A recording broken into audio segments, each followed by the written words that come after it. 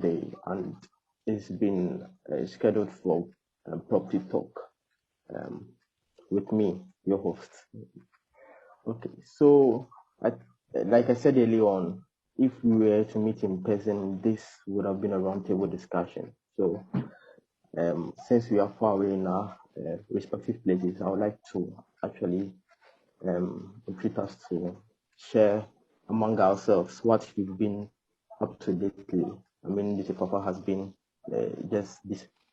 defended his thesis. I am somewhere in the bush in Bono region. Bakafu is somewhere in Nigeria, and Ifo is in Accra. So, Nisi Fafa, I'd like you to share with us your experiences so far dealing with your topic and what have you. So you want me to just give a background? Like I didn't really get what. Yes, a background of what you've been up to. Your okay. And everything. Okay, so for me, I just defended my master's thesis. That was on Tuesday, and I was passed successfully. But then I have a couple of corrections to make. But then, so over the past few months, I've been working on my research projects, and then it involves the use of tools to engage public, to give feedback and input on planning processes. So then that's been it for me. So developing tools and testing them out to see its effectiveness as a planning tool. Then that's been it for me. So basically, you've been using quantum GIS and ArcGIS. Yes. So basically, looking at that blend of a little bit of back pocket programming here and there. So using special methods, special tools and processes. So like you said, so they're not quantum GIS, but then there is ArcGIS Online and ArcGIS Pro. They're all licensed. They're not free like what we've been using in Ghana. No mind, I'm just jumping Ghana. Yeah, so then that's been it. So I've been into lots of GIS work in the past few years. In the past few months, I mean. Yeah. Well, okay, that's fine. Okay, so Makafui, can you please take us through what you've been up to for the past month? I know you just came back to Ghana. Personally, presently working with Northport Real Estate. So we just finished working on a Ghanaian real estate market report, and I had to come to Nigeria for the report to be launched. Presently, I'm working on a lot of feasibility studies within the real estate space, specifically in Lagos, and also I've been helping with property valuation works for mainly commercial real estate. So yeah, basically that's what I've been up to. That's fine. And to you, Ifwa, can you please take us through what you've been up to lately in this past month? Okay, so I work with a property services company. We are into valuation, property management, and real estate agency as well. So I do a bit of valuation, do a bit of property management, and I also do a bit of real estate agency. So yeah. Oh, okay. That's basically what just went to school to do. Okay, so for me, I'm also in Sunyane, currently doing land acquisitions for private real estate company. So basically, doing what we all do best and with the same discipline. Okay, so back to the topic. Today we're actually looking at housing affordability. We all know, housing affordability is a canker, if so to put it, and it's been a topic in this millennium. So so to put it, and I think the onus lies on us to actually have a discussion on it and to actually suggest ways and means we can do in our bit to actually tackle the situation. Okay, so Makafui, this question goes to you. When affordability comes to mind, when we actually mention affordability, What really comes to mind?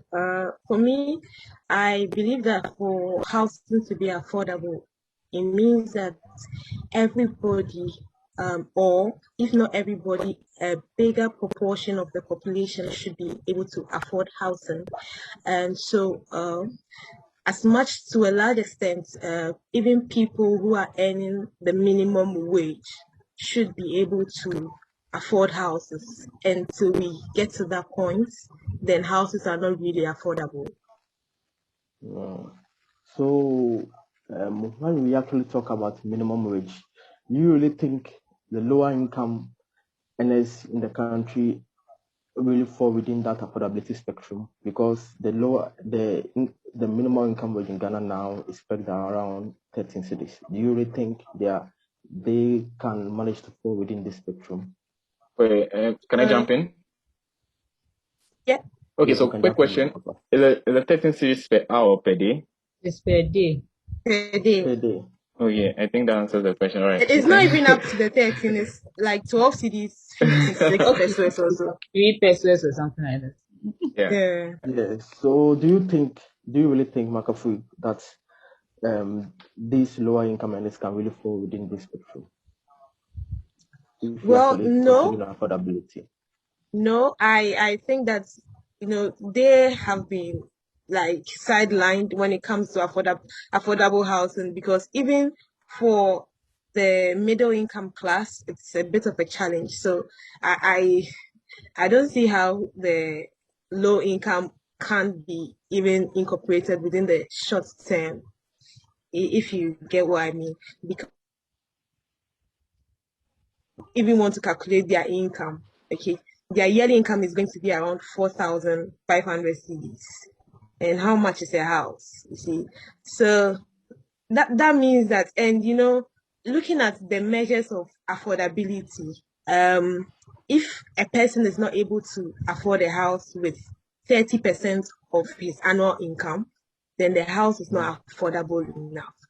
Now we are looking yeah. at people who are earning 4,500 CDs in a. I mean, even that 4,500 cannot even buy a single room house. So I think that they have been sidelined to a very large extent. They've been sidelined from this whole affordability issue, because to start with, even the middle income are a bit challenged with regards to Okay. affordability. So I think we should start from the middle Okay. income towards Okay. the low. Nuti, do you really think, in all honesty, if measures are put in place, these lower income earners can really fall within the spectrum of affordability? Do you think they can really fall within the spectrum of affordability if all measures are put in place? The truth is, if you really want to, for my insight, I don't think that is possible. Like looking at the economic trends in our sub-Saharan region, where there's lots of poverty and all that, and the income gap is so wide. It doesn't seem as though the poor would catch up with the rich. And then with the impact of COVID too, things seem to have gone way well. Like things don't look encouraging. If you ask me, I don't. They would be able to afford housing. Like that's the honest truth. And if you ask me to, I don't think everyone will own a house. Like it's impossible. Okay, that's what I think. It's impossible for everyone to own a home. But then they can be supported. They can be supported in ways, and it depends on various Okay. factors. So In what way? yes, so and that's my point now. So that means you'd have to look at um, government stepping in. Then you are not going to require they pay for it, but then you provide some sort of thing as very affordable house. So then not even price, but then why can be priced because you need the money, like you need raising venture. But then you will need social policies, like government actually stepping in place to do mass production of houses. Because currently the way the housing project is, it's commodified, where people see it as it's based on neoliberalism. There's a lot of private interest. So then no one would start a business. So then that means the target group would of course not be on the poor, would be with those with the financial muscle. So then my short answer to your question is if we are going to keep up with this current trends where private interest, the private market actually determines housing pricing and its provision, then there is no way that the urban poor is going to own a very decent home. There will be a lot of Okay, that's fine. informal housing. So Yeah. if we're talking about support, do you really think the government is doing much? I know that the government has built affordable houses, but then they aren't Yes. ones that Yes. low income earners can afford. Okay. And there are some that have been neglected. I know that they built some, they've been neglected, they've been empty for God knows how long because of political issues and all those things. So I don't really think the government has done much. And also because when I checked, I was looking at this housing project. I think it's in Mampong or something. And one bedroom house is going for about Asokwe Mampong. Asokere Mampong. And a one bedroom house is going for about 99,000 Ghana cedis. When would a low income earner be able to save money to be able to get a place for that price? So I think that the government hasn't really done much. And also I think that they should also reconsider the materials they use to build these buildings. If they could look at things that won't cost that much, materials that would be of a lower cost, it would also reduce the price of the property. So far, I don't Okay. know. Just to add to what I'm Ifua coming. is saying. I'm coming. Let her finish. No, Okay, sure. Go ahead. so right. So before I even get to the materials, I'm still on the floor. Yeah. This, government funding of this housing units, it's more or less like they get midway, they leave everything, and they Yes. hand everything to Senate, which is a quasi state institution. Mm-hmm. I think that, informs, because they are a quasi state institution, they are coming in to make profits out of these so-called affordable houses. Do you really think it's part of the reason why affordability hasn't really lived up to expectation here in Ghana currently? Well, you could say that to an extent because they also want to make profit from that side. But I think that that shouldn't be the case. They should, even if they've given it to SNIT, I think that SNIT should kind of be accountable to the government as well when it comes to these things. They shouldn't leave everything to them to do, but they should be accountable to a higher body. So that it's not like they have monopoly over everything. So that's what I think. That's my thoughts. Okay. Just to Okay, add to so what Ifua is saying. okay, no, that's fine. I also think that most of the government policies have been focused on, direct supply of affordable housing. So in this sense, what happens is that government is actually building houses for people. And building a house is not cheap, because the cost of construction has been increasing, especially considering the fact that they rely on imported materials and all of that inflates the cost of the even building the house. So you don't want to build a house so expensively and then you sell it at a price that is less than the cost. No one does that. Even if it's affordable, the least you can do is to break even. that's to sell at the cost. But you know, even the cost of construction is not low.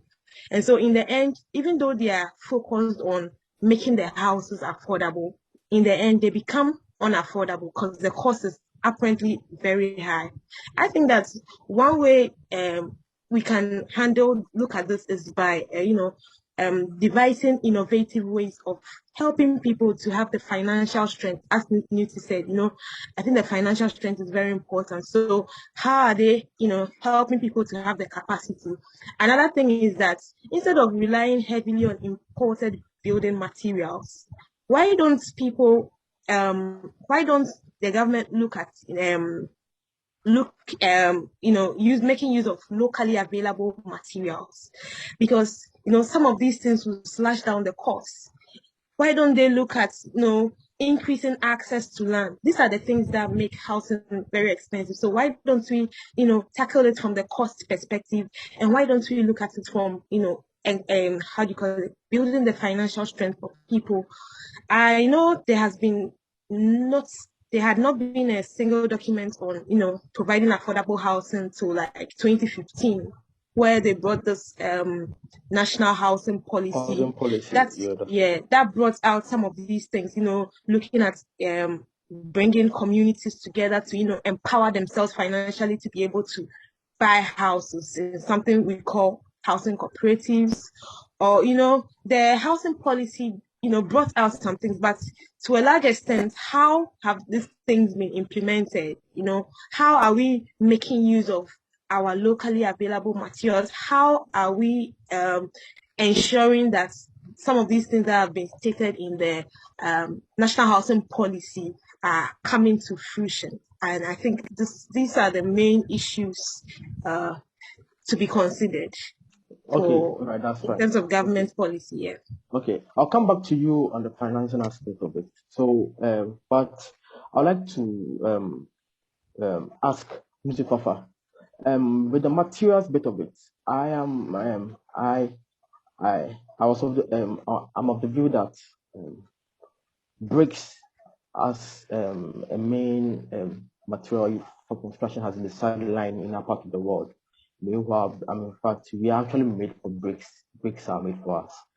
Do you really think the materials used for this construction are actually based on the fact that Ghanaians are more inclined towards the construction with blocks, mortar, or it's more or less like that is what it's already there. So the cost of actually procuring bricks is actually higher than the cost of dealing with blocks. Yeah, so I think, well, this is interesting to me. Like you saying bricks are made for us. Like it's this is the first time I'm actually hearing of it. So personally, I also do a bit more of reading to that end. But then overall, bricks look good. I think in terms of insulation, I'm not really sure, and also Yes. aesthetically they Is are the reason pleasing. I Aesthetically, said it's made for us, the oh, insulation bit okay. of it, because of our weather condition. Oh, okay. No, but then yes, they are. I think they are. So, like you said, in terms of functionality and aesthetics, bricks look good. But then just look at something. So for every space that's block, like a block would take, cement block would take, I think brick should take about 3, 4 of that. So so you need 3, 4 bricks to fill up a space that a cement block would do. So then, looking at that, it shows that there is using the materials, choice of materials feeds into the cost of housing. So now, like you stated, even though bricks look more appropriate for our climate conditions and all that, already we are concerned about housing prices. So then if you are going to invest in, like look into bricks, like using bricks to construct houses, it's just going to, I think it's just going to make the matter worse. That's what I think. But then if you ask me, I don't have any strong empirical evidence on this. When I believe we can do more research. So then McAfee was talking about, no, one of us was talking about innovative approaches. Yeah, I think McAfee. Yeah, So okay. then, yeah, I think investments can be made into like research, where there are centers like laboratories and all that are dedicated into materials research. I'm pretty sure there are a lot of civil engineers and other engineers who have actually looked into this. But I think there should be we should start looking at different materials, like cost effective and more locally appropriate materials that can help one. So they would achieve a balance between cost and functionality. So then we don't focus more on using cement blocks, which I think might make things more expensive or not. I'm not sure. But then I believe we could tackle the issue of affordability by looking at the raw materials used, like trying to invest in different things. But then like you said, we have a strong preference. There's so much strong preference in using the cement blocks. And with that, it would take time to change, like trying to convince someone to switch from using maybe cement blocks to, let's say, bamboo. Like this is just a rough example.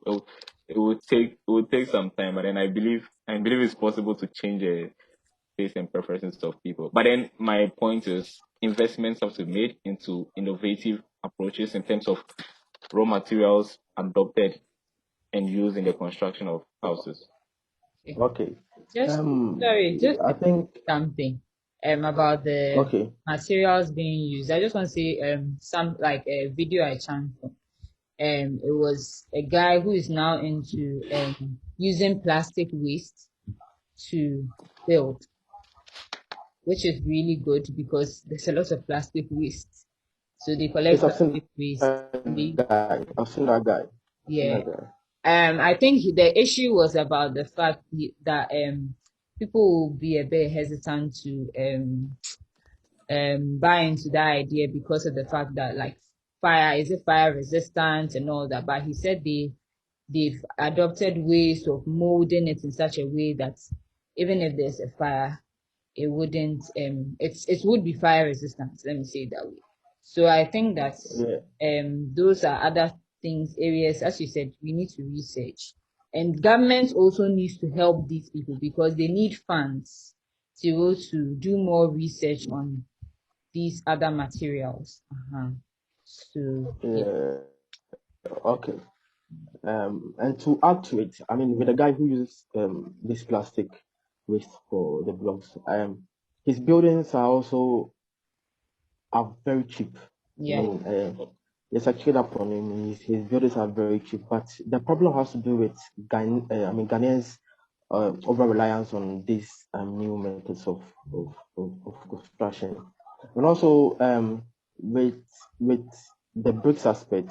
I think I had a discussion with a guy who actually works with Apollonia, and it seems I talked to him about why not I mean about he proposing to his bosses concerning the use of bricks.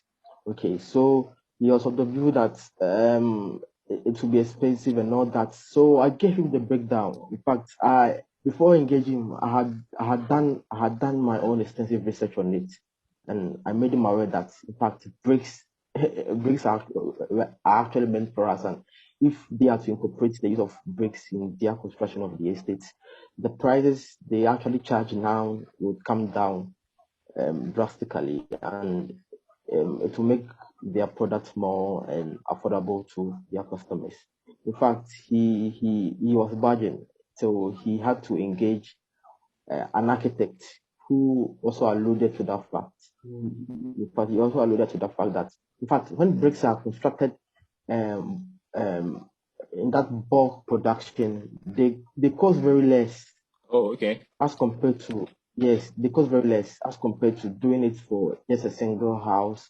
I mean, a single story, 3 bedroom house. But that the cost of transportation and everything comes in. But once a kiln is constructed on site and everything, constructing the bricks wouldn't be that much. It's less cost effective as compared to when constructing construction in a lower in that lower capacity. So I I suggested that bit one time, that bit to him. Okay, so Makafu, back to you on that financial bit of it. Do you think, I mean, when you talk about financing, and we are, I mean, focusing in our capacity now, we are focusing more on mortgages. I think the issue with mortgages has to do with macroeconomic indicators. Do you really think,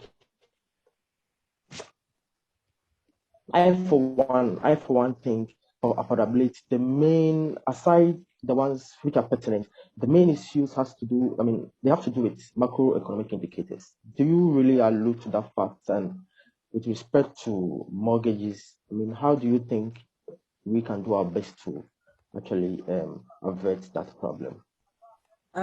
Personally, I think that with mortgages, the problem has to do with, like you said, macroeconomic indicators also go a long way to affect the mortgages, but typically it's mainly because, the down payment requirements are high, and then, people are required to pay within a very short period of time. When you travel to other countries, typically mortgages, you can use about 20 to 30 years to pay. And that means that you can get a mortgage at a lower income. But when you come to Ghana, most of our mortgages payment period are within 10 years to 15 years, 15 years. So, if the years are this short, that means that you need to earn a lot to be able to afford the mortgages because you have a short period to pay. Apart from that, you are required to make a down payment of about 20% of the value of the property. So if you don't have that, you can't even go into mortgages, you see. So in the end, it makes the mortgages, seem to be capped for the high earning proportion of the income. But it shouldn't be so. It shouldn't be so. But the banks are also being cautious because, like you said, the macroeconomic situation in the country. People are afraid. People are High afraid interest to, rate and everything. yeah. The banks are afraid to, give these kind of um, loans out in a system where there is uncertainty of income, people's income earning is there are a lot of risk factors on the part of the bank. So if they are giving you out a loan and they are asking you to pay within 30 years, how sure are they that in that 30 years you still be on your job to be earning income to pay the mortgage back? You see, so they too are trying to minimize their risk. You see, and that is why they will ask you to even make a down payment of 20%. You see, so I think these are some of the issues with the mortgages, and that's why they also ask for these strict terms. It's really their fault. In granting mortgages, this shorter period, 10 to 15 years cap to actually grant mortgages. And with what McAfee was saying concerning um, um, the advent of, say, they are to grant 30-year long mortgage to clients. Do you really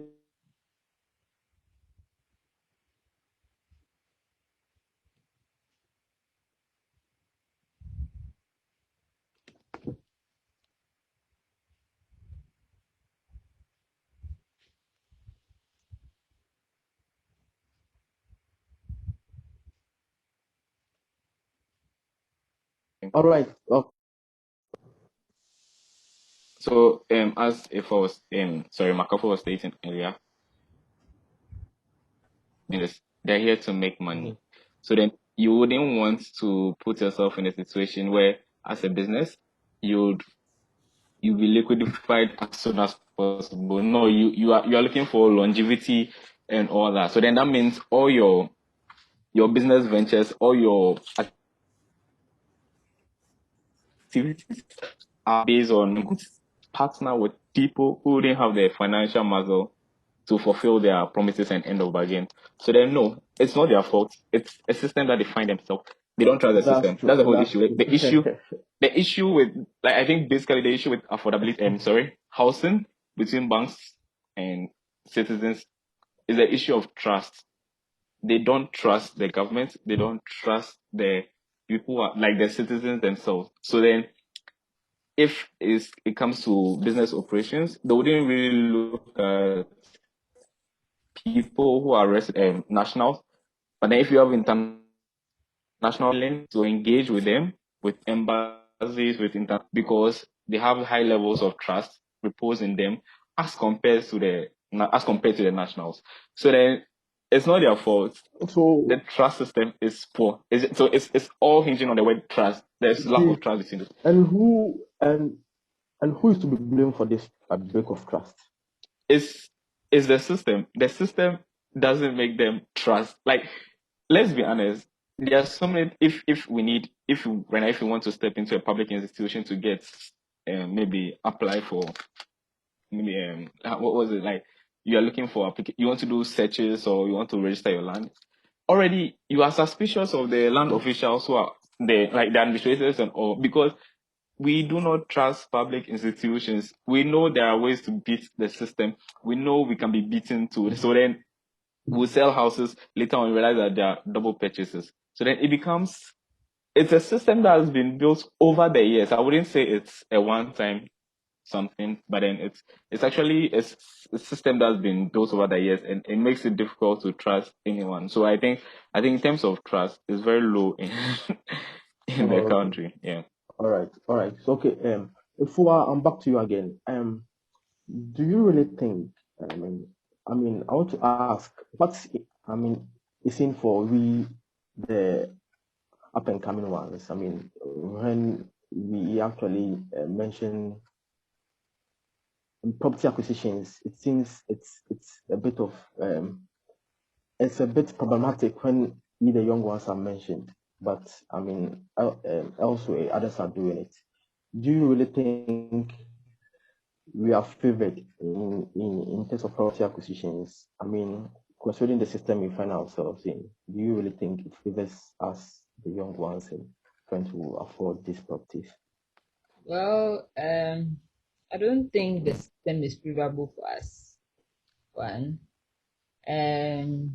even before you go and take these mortgages, they look at your income level.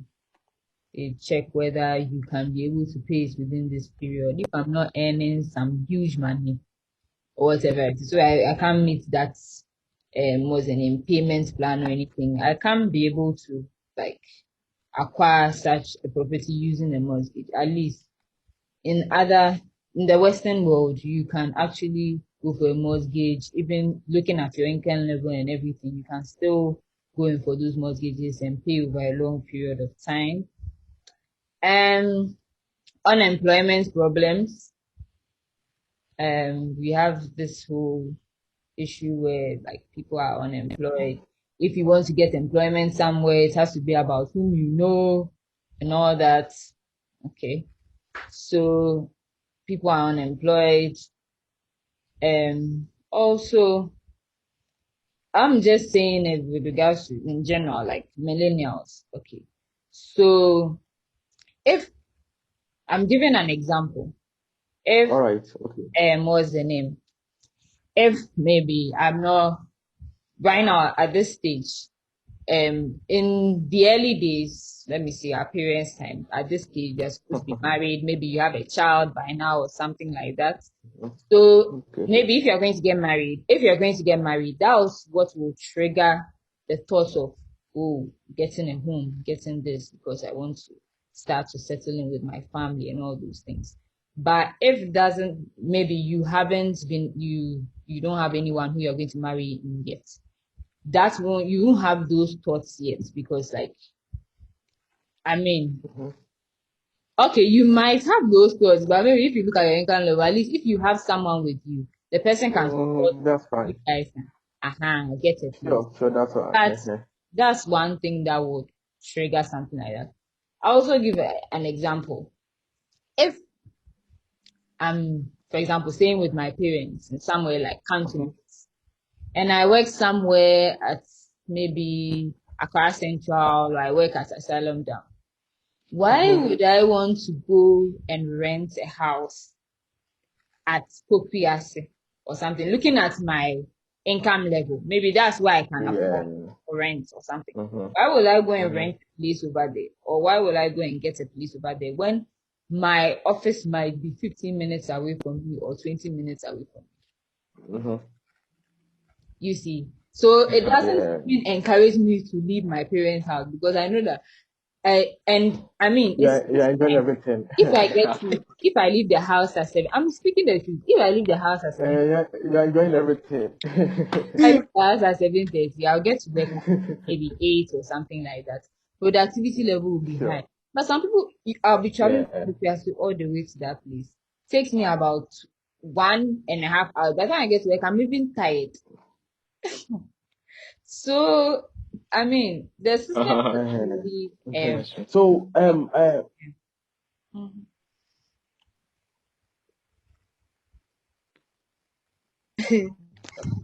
think very so. interesting.